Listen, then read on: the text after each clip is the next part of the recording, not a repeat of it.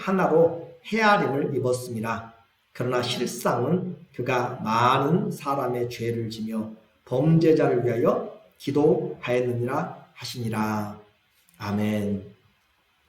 오늘은 십자가와 나라고 하는 주제로 말씀을 같이 나누겠습니다. 오늘 수요예배 함께 같이 드릴 수 있어서 너무 감사하고 오늘 하루도 주님 안에서 평안했으리라 그렇게 생각을 합니다.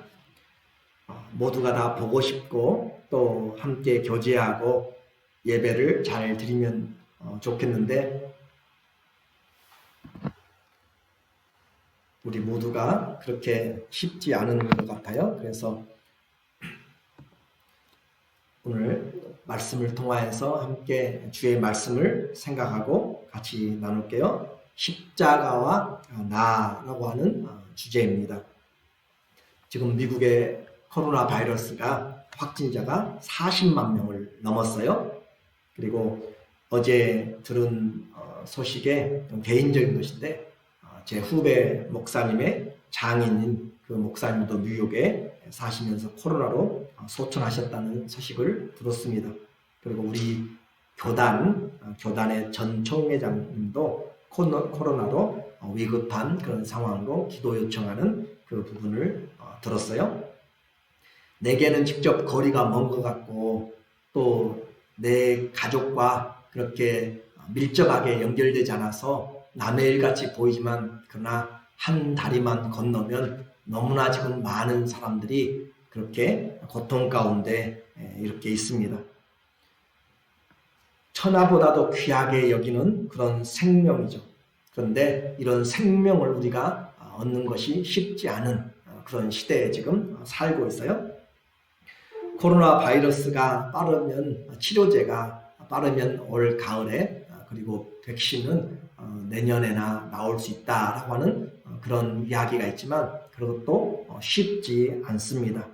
그렇게 시간이 되어서 나와도 문제는 이 백신과 치료제는 코로나 바이러스라고 하는 수만 가지의 그 바이러스 중에서 한 가지에 해당되기 때문에 그것이 나와도 또 다른 전염병이 되면 이것은 무용지물이 된다라고 하는 것이에요. 그러므로 앞으로도 이보다 치사율이 높고 전염성이 강한 그런 전염병들은 얼마든지 우리 곁에 가까이 올 수가 있어요. 그래서 이번에 우리는 이런 고난을 통하여서 지혜와 지식을 좀 얻어야 됩니다. 그러므로 이번에는 아마 많이 배웠을 것 같아요. 세계적으로도 지도자들도 많이 배웠을 것 같고 준비를 하지 못하면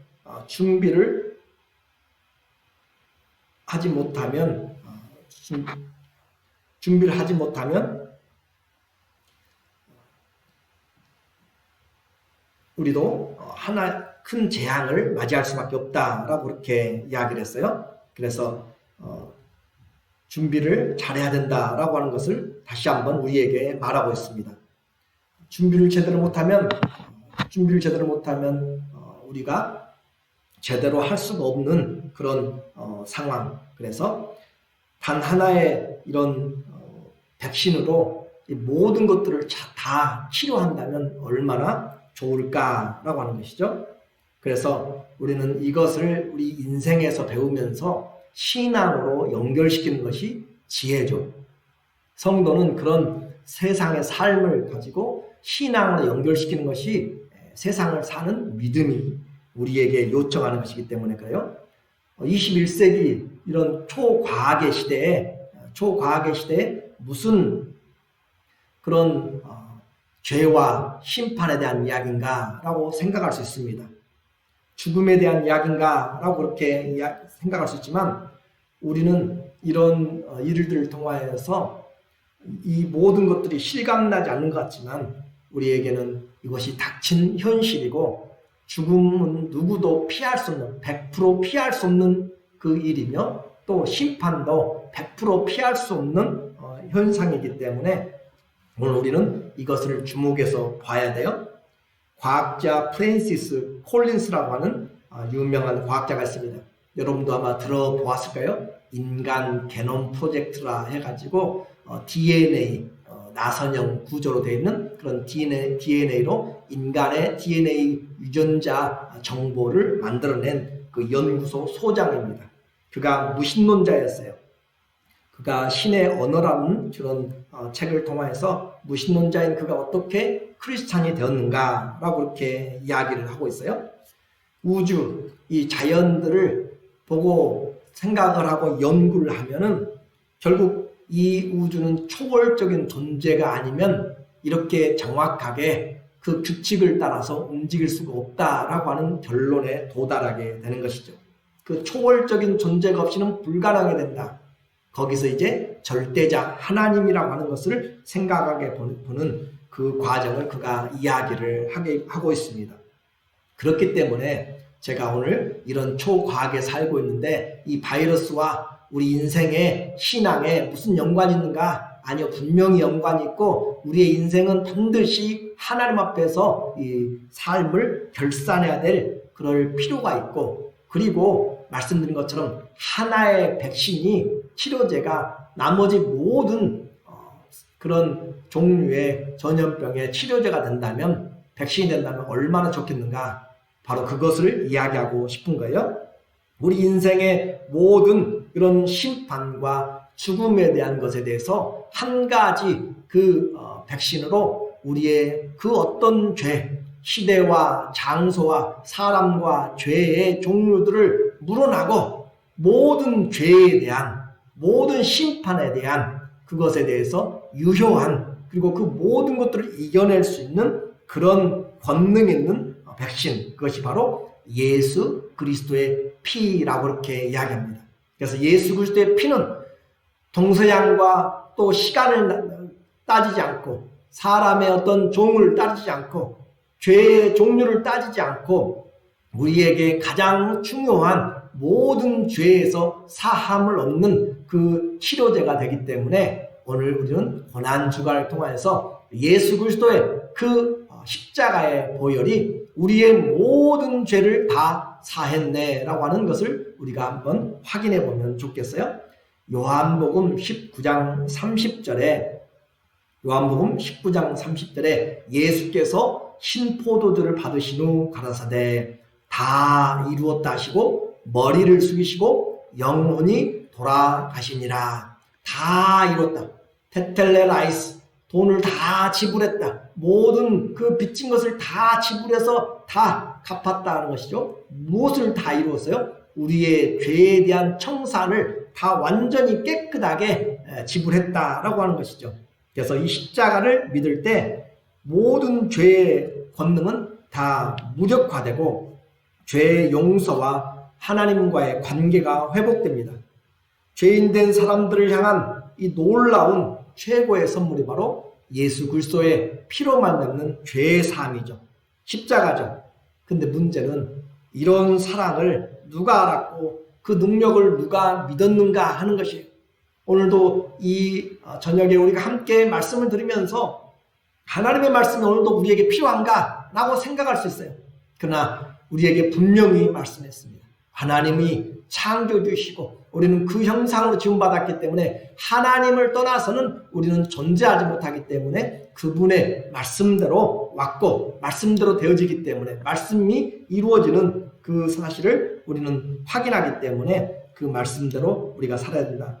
53장 1절에 보면 누가 우리의 전한 것을 누가 믿었느냐, 여호와의 팔이 네게 나타났느냐.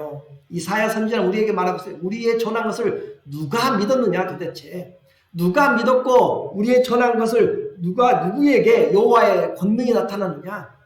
이 시대에도 하나님의 말씀을 전하여도 누가 믿었느냐, 누가 들었느냐, 누가 귀를 기울이며 예배를 드리느냐라고 그렇게 물어볼 수가 있는 것이에요. 언제 밥맛이 있어요? 배가 고플 때. 시장이 반찬이죠. 정말 배고플 때, 어렸을 때 먹었던 그 입맛이 지금도 기억나고 있는 것이잖아요. 건강을 잃었을 때 그 건강에 감사가 우리에게 있는 것이에요. 생명은 죽음 앞에 서 보아야 귀한 줄 알고 자유는 감옥에 갇혀 보아야만 그 가치를 알게 됩니다. 코로나 바이러스의 걸렸을 때 그 치료제가 얼마나 필요한지를 아는 것과 마찬가지죠. 영생의 축복은 영원한 멸망 앞에, 심판 앞에 섰을 때 그때야 깨닫게 되는 것이에요. 이렇게 직접 경험하지 않고도 배우는 것이 우리에게 지혜죠. 내가 직접 감옥에 가보지 않고도 죄를 짓지 않겠다라고 그런 마음을 품으면 우리는 지혜로운 것이죠. 오늘 본문 이사야 53장은 이사야 선지자를 통하여서 죽음의 이런 인생을 대신해서 주님이 우리에게 구원이 되는 것을, 사망에서 생명으로 인도하는 것을 오늘 우리에게 말씀해 주고 있어요. 그래서 이사야서를 구약의 복음서다라고 그렇게 이야기하고 있고, 또 이 구약의 복음서 이사야 66장에서도 이 53장은 그 가운데 찰스 스펄전 목사님 같은 경우는 구약의 지성소다라고 그렇게 이야기할 정도로 하나님의 그 구원의 계획이 가장 분명하게, 마치 이사야가 예수 그리스도의 사역의 현장을 눈으로 보고 쓰고 있는 것처럼 그렇게 정확하게 우리에게 메시아에 대한 그림을 우리에게 보여주고 있는 정말 놀라운 것이죠. 예수님 오시기 700년 전에 하나님이 선지자 이사야를 통해서 오늘 보여주신 그 말씀, 그래서 이 말씀은 신약 성경에서 여러 군데서 인용을 하고 있어요. 에티오피아 내시가 예루살렘에 들려서 예배하고 가면서 성경을 읽고 있습니다. 그곳에 빌립이라고 하는 집사가 가서 읽는 성경을 깨닫느냐라고 하니까 그 읽는 것이 바로 이사야 53장 이 내용이었어요. 그가 말합니다. 이 사람이 누구냐 도대체. 이렇게 핍박을 받고 죽어가는 이 사람이 도대체 누구냐? 선지자 이사야 자신이냐? 아니면 타인을 말하는 것이냐? 라고 그렇게 이야기할 때 빌립이 여기서부터 시작해서 예수 그리스도의 복음을 전하니라 라고 그렇게 표현하고 있습니다. 이곳 정말 유대인들에게 이 성경의 말씀 이사야 53장은 그들로 하여금 예수님이 메시아인 것을 정말 보면 볼수록 인정하지 않을 수 없는 그런 분명한 메시아의 기록이 바로 53장이죠. 그래서 이 53장은 마르틴 루터는 이 다른 것은 몰라도 이사야 53장의 이 내용은 외워야 된다. 성도라면 외워야 된다라고 할 정도로 강조하고 있는데, 사랑하는 우리 성도님들, 이사야 53장의 내용을 얼마나 여러분이 알고 있습니까? 오늘 이 내용 십자가와 나라고 이렇게 적용을 해보았어요. 우리에게는 강 건너 불구경 같은 이야기입니다. 이 시대에 무슨 죄가, 이 시대에 무슨 심판이 나중에 종말이 어떻게 우리에게 다가오는가? 그것에 대해서 무관한 사람들, 주님의 하시는 일에 대해서 무관한 사람들이 많아요. 사람들이 문제의 심각성을 알지를 못해요. 오늘 본문 이사야 53장 3절에도 이야기를 하네요.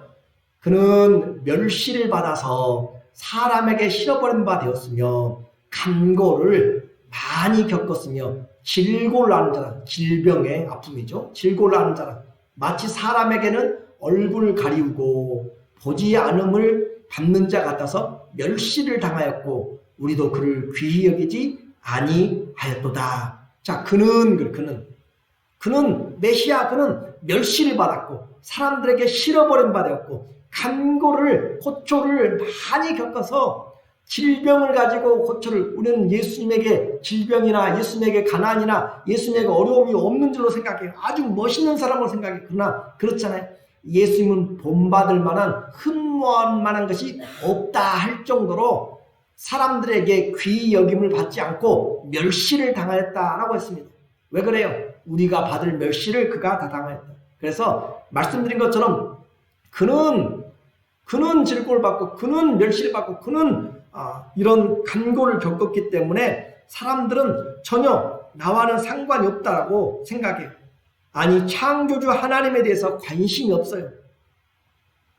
내 인생은 내 것이라고 여기고 사는 사람들, 내가 무지한 것을 알지 못하고, 그래서 너무 답답해요. 너무 답답해서 선지자는 아니다, 그가 아니라 바로 우리 죄를 위해서 그가 돌아가셨다라고 이야기하는 것입니다. 선지자는 그 메시아의 고난이 그의 질고가 아니라 나의 질고, 우리의 고난, 우리의 슬픔, 우리의 병을 위하여서 돌아가셨다고 이 선지자 이사야는 그의 목소리를 높여가지고 그의 죄가 아니라 나의 죄, 우리의 죄라고 그렇게 거꾸로 우리에게 이야기하고 있어요. 4절에서 이야기하네요. 보세요. 그는 실로 우리의 질고를 지고 우리의 슬픔을 당하였거늘 우리는 생각하기를 그는 징벌을 받아서 하나님께 맞으며 고난을 당한다 하였노라. 그가 찔림은 우리의 허물을 인하며 그가 상함은 우리의 죄악을 인함이라. 그가 징계를 받음으로 우리가 평화를 누리고 그가 채찍에 맞음으로 우리가 나음을 입었도다. 이 이사야가 외치고 싶은 것은 바로 그 말이에요. 메시아 그가 당한 것들은 우리는 무시하였고 무관심하였지만 그러나 그가 그의 죄로 인하여서가 아니라 나를 위해서 우리 죄를 위해서 돌아가셨다. 그러면 오늘 우리는 어떻게 해야 될 것인가 라고 그렇게 직격탄을 날리고 있는 것입니다. 강 건너 내 집이 불이 났는데 강 건너 불 구경한 것처럼 남의 집 구경한 것처럼 그렇게 하는 자들에게 이 이사야 선자는 바로 그가 우리의 죄 나를 위하여서 십자가에 못 박혔다라고 그렇게 하고 있는 것이죠. 생각지도 못한 이야기를 지금 듣고 있습니다. 내 죄 때문에 내 심판받을 것 때문에 나의 멸망 때문에 주님이 십자가에서 돌아가셨다라고 하는 이야기를 하고 있는 것이죠. 내 허물 때문에 내 잘못 때문에 예수님이 채찍에 맞았다고 하는데요. 예수님의 채찍과 나는 무관한 것 같았는데 내 잘못, 우리의 잘못을 인하여서 주님이 채찍에 맞았다라고 그렇게 하고 있어요. 내 죄 때문에 주님이 세상에 오셨단 말이잖아요. 내 죄 때문에 주님이 십자가에 지셨단 말이잖아요. 나의 심판받을 것 때문에 주님이 죽으심을 당했다라고 지금 그렇게까지 이야기를 하고 있잖아요. 그래서 한마디로 오늘 6절이 이야기하는 거죠. 6절에 보면은 우리는 다 양 같아서 그릇 행하여 각기 제 길로 갔거늘 여호와께서는 우리 무리의 죄악을 그에게 담당시키셨도다. 6절의 내용이에요. 그래요? 그래서 우리는 다 양 같아서 그릇 행하였지만 주님은 우리의 죄를 그에게 담당시키셨도다. 주님이 그에게 담당시켰다. 그래서 선지자는 그가 찔림은 우리의 허물이라고 목소리를 높이고 있습니다. 그 자신의 죄와 허물과 징계와 질고가 아니라 바로 나와 우리의 죄의 징계라라고 이렇게 하는 것이죠. 여기서 하나님 앞에 우리의 모습이 나타나고 있어요. 죄인된 우리와는 달리 예수님은 자신을 하나님 앞에 그 심판대 앞에 그대로 심판의 상태에 있는 우리와 죄인과 동일시했다는 거죠. 나는 죄인이 아니라고 나는 무관하다고 그렇게 하고 있는 우리의 불순종, 아담의 불순종과는 다르게 예수님은 그 심판 앞에 있는 그 죄인들의 모습과 예수님은 동일시했다. 이것이 바로 하나님의 뜻에 순종한 것입니다. 아담은 불순종했고요. 나도 지금도 죄가 없다고 나 이렇게 살면 다른 사람도 다 그렇게 사는데 이 정도면 됐지라고 생각하는 그들에게 예수님은 심판의 저주 아래 있는 그들과 예수님 자신이 동일시해서 하나님의 뜻대로 순종하셨다라고 하는 것이죠. 내 마음대로 하지 마시고 아버지의 원대로 하시옵소서. 이것이 주님이 겟세마네에서 그렇게 3번씩이나 기도하셨던 내용들입니다. 이 시대에 내 신앙은 어떠세요? 요즘 내 신앙은 내 원대로 되는 것을 그렇게 기도하세요? 아니면 아버지의 뜻이 이루어지는 것을 기도하세요? 우리의 순종이 바로 십자가에서 우리에게 보여주고 있는 예수님의 모습입니다. 순종하지 않는 자들의 죄를 예수님이 순종하심으로써 우리에게 하나님의 사랑을 나타내고 있는 것이죠. 이제 우리에게 말씀합니다.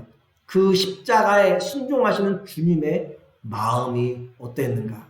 모든 사람들은 개의치 아니하였고 무관심했고 그와 관련이 없다고 했는데 주님의 마음은 오늘 7절에서 우리에게 말씀을 해주고 있어요. 7절에 보니까 그가 곤욕을 당하여 괴로울 때에도 그 입을 열지 아니하였으며 마치 도수장으로 끌려가는 어린 양과 털 깎는 자 앞에 잠잠한 양같이 그 입을 열지 아니하였도다. 곤욕을 오체를 한 말인데 애워싸고 억압하고 묶어놓은 그런 말에서 나온 거예요. 그래서 자유를 빼앗고 정신적으로 육체적으로 짓누르는 것이 바로 곤욕을 당하여 라고 하는 그런 단어입니다. 이 곤욕, 그래서 다른 주님은 다른 사람의 죄와 허물과 그것 때문에 두들겨 맞고 고문을 당하고, 그렇게 해도 주님은 아무 말이 없었습니다. 그 입을 열지 아니하였도다 라고 그렇게 이야기하고 있잖아요. 이미 쇠약해졌지만 계속해서 곤욕을 당했다라고 하는 내용의 오늘 해석은 그런 내용입니다. 주님이 이미 쇠약해졌어요. 겟세마네 동산부터 땀방울이 핏방울이 되도록 그렇게 기도하시고, 또 가야바에게, 안나스에게, 또 빌라도에게, 헤롯에게, 또 다시 빌라도에게 그렇게 돌아다니면서 심문을 당하고 그 채찍질 당하고 모욕을 당하고 그렇게 하면서 이미 쇠약해질 대로 쇠약해졌는데 계속 곤욕을 당했다. 왜 그래요? 우리의 죄 때문에, 우리의 죄의 다양함 때문에, 우리의 죄의 깊이 때문에 주님은 지속적으로 이렇게 곤욕을 당하였습니다. 이미 충분히 학대를 받아 쇠약해져 있었지만 사람들은 계속 그를 때렸다라고 하는 것이 오늘 본문에 가까운 해석이에요.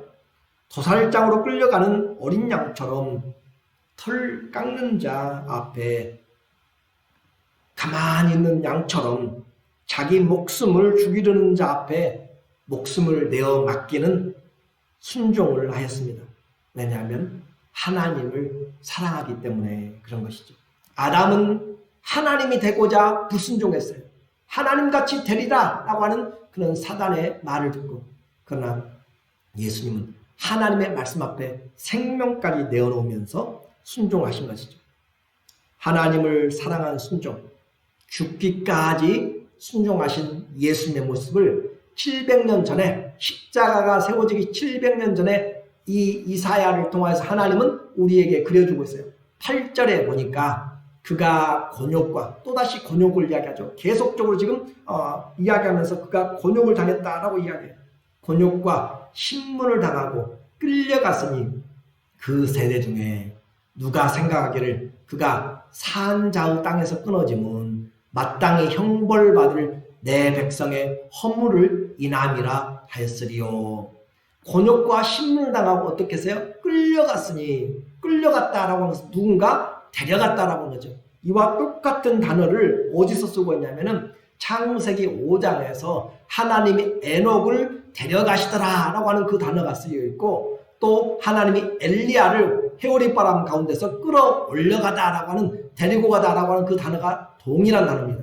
그러니까 무슨 말이냐면 하나님이 예수님을 우리의 질고 때문에 곤욕과 신문을 당하게 하고 죽음으로 끌어갔다라고 하는 것이에요.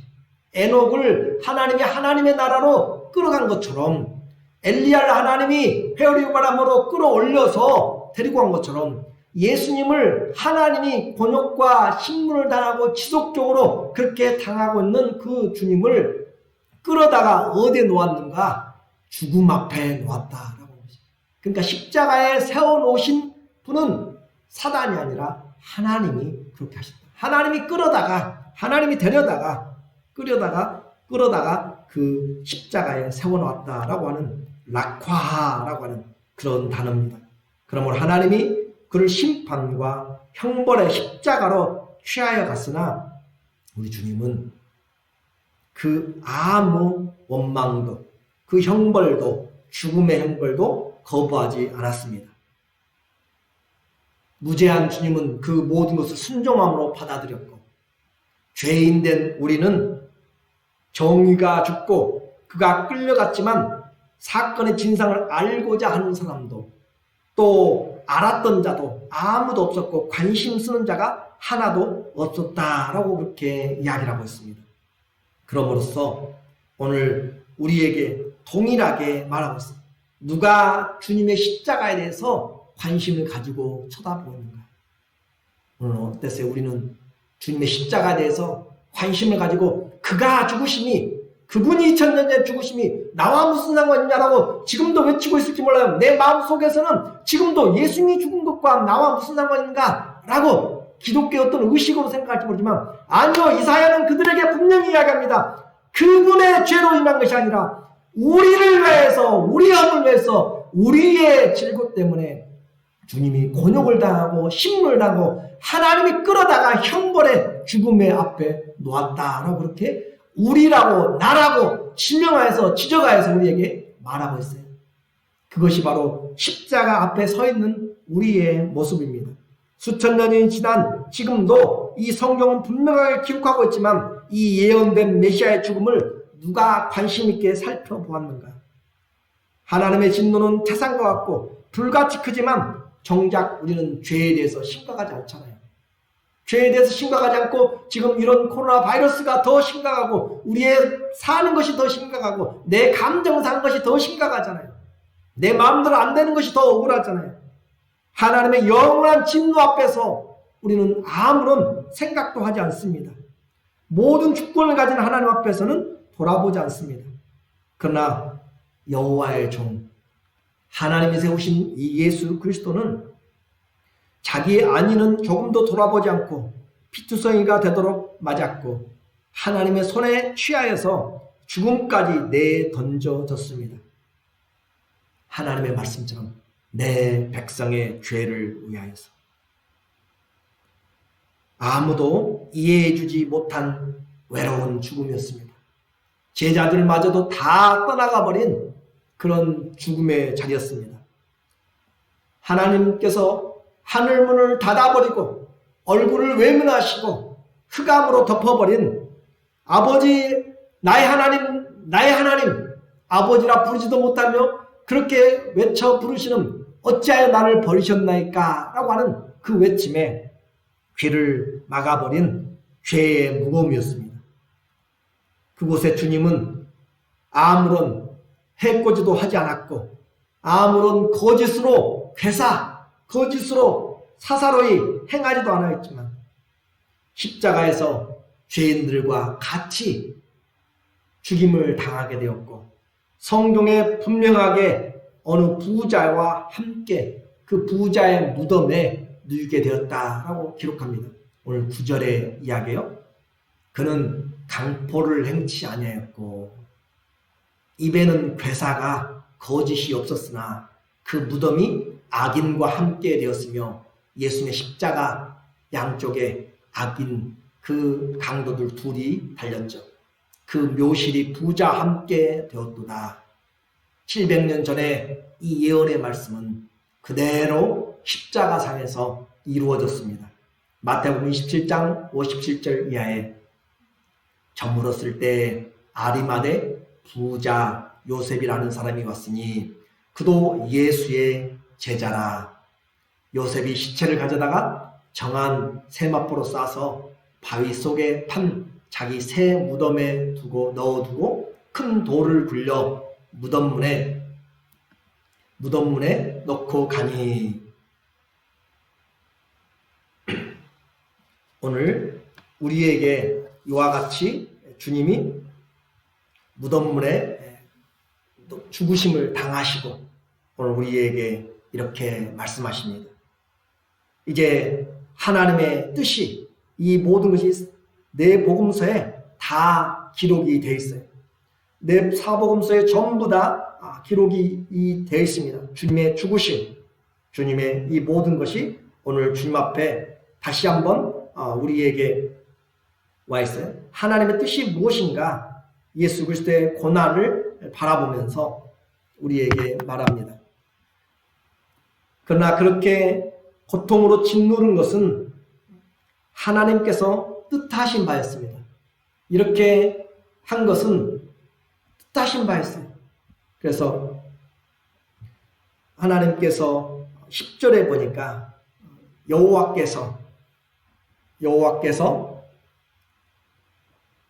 이미 우리에게 그로 상함을 받게 하시기를 원하사 질고를 당케 하셨은즉 그 영혼을 속건 제물로 드리게 이르면 그가 그 씨를 보게 되며 그 날은 길 것이요 또 그의 손으로 여호와의 뜻을 성취하리로다. 그래서 여호와께서 그로 상함을 받게 하시기를 원하사 이것은 하나님이 그로 상함을 받기를 원했다라고 하는 것입니다. 하나님의 뜻이 바로 상함을 받기를 원했다라고 하는 거죠. 그는 사람들의 죄 때문에 지게 된 이 부채를 그의 죽음으로 갚아야만 했고, 세상의 죄 때문에 은혜를 입은 하나님께 보상을 해야만 했습니다. 이것이 속건 제물이 가지고 있는 레위기의 제사의 의미입니다. 그로 하여금 자신의 죄를 속하는 제물로 내어주어서 거기서 나오는 생명으로 끝없는 생명을 누리게 하시려는 하나님의 계획이죠. 그래서 하나님은 무죄한 예수님을 우리 죄를 위해서 담당하도록 그렇게 하신 것입니다. 십자가는 하나님의 기쁘신 뜻을 성취하는 유일한 방법이었습니다. 죄의 대가가 사망이기 때문에 예수님이 죽지 아니하면 생명이 오지 못합니다. 주님은 바로 우리를 위해서 이 땅에 오셨고, 우리를 위해서 죽으셨고, 우리를 위해서 부활하셨습니다. 이것이 바로 주님이 순종하신 십자가의 결과입니다. 이 십자가는 바로 하나님의 뜻이고, 예수님의 죽으심이 바로 이 대속이라는 것을 우리에게 말해주고 있어요. 이제 우리는 결론으로 하나님께서 십자가에 순종하신 예수님을 통하여 예수님이 바로 그 죽음이 대속의 죽음이었다. 예수님의 죽음은 대속의 죽음, 어텀먼트라고 이야기합니다. 우리를 위한 대속의 대신 죽으시고 속량하신 그 대속의 죽음을 십자가가 우리에게 말해줍니다. 그 십자가의 결과가 무엇입니까? 십자가의 보상이 주님으로부터 나타납니다. 그러면 내가 그에게 최고의 상을 베풀리라, 최고의 영예를 주리라, 주님이 말씀하는 거죠. 그가 죽음에 맞서서 뒤로 물러가지 않았고 가장 낮은 이들과 함께 친구가 되었기 때문에 사람들의 죄를 씻고 의로움을 주었기 때문에 그에게 말씀하신 11절에 보니까 그 가라사대 그가 자기 영혼에 수고한 것을 보고 만족히 여길 것이다. 나의 의로운 종이 자기 지식으로 많은 사람을 의롭게 하며 또 그들의 죄악을 친히 담당하리라. 나의 의로운 종이 자기 지식으로 많은 사람을 의롭게 하며 또 그들의 죄악을 친히 담당하리라. 주님이 우리에게 친히 담당하시는 죄악을 담당하는 대속의 죽음인 것을 우리에게 말씀해 줍니다. 또 12절에 그 수고한 결과로 말미암아 우리에게 말씀하시기를 이러므로 내가 그로 존귀한 자와 함께 분기스럽게 하며 강한 자와 함께 탈취한 것을 나누게 하리니 이는 그가 자기 영혼을 버려 사망에 이르게 하며 범죄자 중 하나로 헤아림을 입었습니다. 그러나 실상은 그가 많은 사람의 죄를 지며 범죄자를 위하여 기도하였느니라 하시니라. 그래서 주님께서 우리의 죄를 담당하시고 범죄자들을 위해서 죽으신 주님이 죽으셨다라고 하는 것을 다시 한번 대속을 이야기해요. 그래서 예수님은 이제 성도의 대속자가 됐을 뿐만 아니라 우리의 중보자로 로마서 8장 34절에 누가 정죄하리요 죽으실 뿐 아니라 다시 살아나실 이는 그리스도 예수시니 그는 하나님 우편에 계신 자요 우리를 위하여 간구하시는 자신이라. 요한일서 2장 1절에 나의 자녀들아 내가 이것을 너희에게 쓰면 너희로 죄를 범치 않게 하려 함이라. 만일 누가 죄를 범하면 아버지 앞에서 우리에게 대언자가 있은 곧 의로우신 예수 그리스도라. 이사야는 십자가 사건을 바로 눈앞에서 보는 것 같이 기록하고 있습니다. 예수 그리스도의 십자가에서 죽으심은 오늘 관심이 없었고 나와는 무관하다고 생각했던 이스라엘과 온 인류에게 정말로 정확하게 말해주고 있습니다. 그가 상하고 그가 찔리고 그가 징벌을 받고 그가 곤욕을 당하고 신문을 당하고 그가 죽음에 내어준 바 된 것은 우리를 위한 나를 위한 대속이다라고 이야기하는 것이죠. 그러므로 십자가에서 우리의 모든 죄악은 다 씻어지게 됐고 우리의 모든 죄는 다 이제 율법의 요구에서 완성이 되었습니다. 골로새서 2장 14절에 우리를 거스리고 우리를 대적하는 의문에 쓴 증서를 도말하시고 제하여 버리사 십자가에 못 박으시고 정사와 권세를 벗겨버린 것이에요. 십자가와 권세를 사단의 정사와 권세를 벗겨버려, 그렇게 해석이 돼야 돼요. 벗겨버려 밝히 드러내시고 십자가로 승리하셨느니라. 십자가에서 못 박히실 때 이미 주님의 십자가가 율법의 요구를 다 이루었습니다. 골고다는 하나님의 뜻을 성취하신 것입니다. 자기 십자가를 지고 나를 따르라 라고 주님은 말씀하십니다. 이제 우리는 다른 길로 가면 안 되는 것이죠. 그래서 바울은 예수 그리스도 십자가 외에는 내가 다른 것을 알지 않기로 다짐하였다 라고 그렇게 그는 말하고 있습니다. 예수 그리스도의 십자가, 나를 위한 십자가죠. 죽기까지 사랑하는 십자가죠. 그 십자가보다 더 큰 사랑을 우리는 어디서도 찾을 수가 없습니다.